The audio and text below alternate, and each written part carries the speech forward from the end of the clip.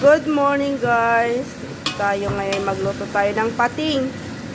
Pating guys, pating. Opo, tama po, narinig niyo, pating.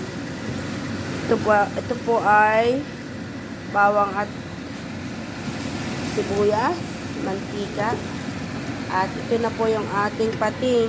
Nilaga muna bago tinanggalan ng tubig. Piniga.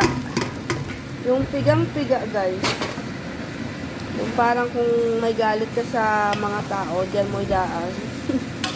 Pigain mo masyado guys. Ayan, halo-haloin natin na mag-level ang kanyang kulay. Tapos lagyan natin ng ang tawag dito, lemon. Lemon po guys. Ayan, lemon guys. Ayan, lemon. Ayan guys, ganyan.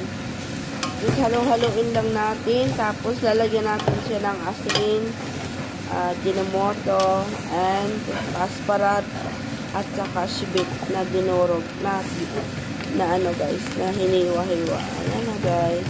Yan ay madali lang lutuin kasi dry na siya at luto na po ang pating. Ayan guys. Ayan guys, kompleto na po. Nilagyan natin ang dahon ng kaspara at shibet.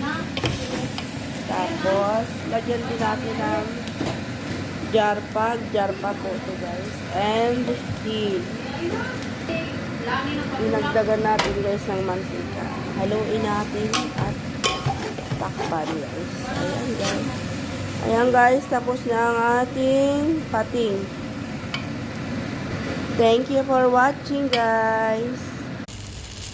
Dito pa tayo guys. Nag-ihaw pa tayo dito ng tuna. Karagdagang pang lunch ng ating mga amo. Dito ako guys sa labas nag-ihaw kasi sa loob hindi mo pwede kasi malaki ito. Ayan guys. Oh.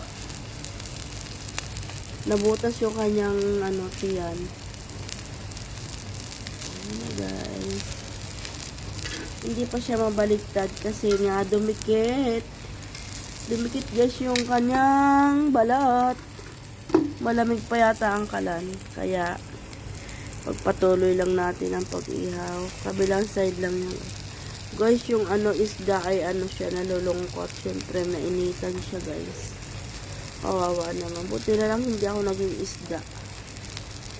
Ayan guys, maraming salamat sa inyong panonood and welcome back sa ating YouTube channel. Maraming salamat po sa mga sumilip at dadaan dito at mag-comment po kayo sa down below. Bye bye.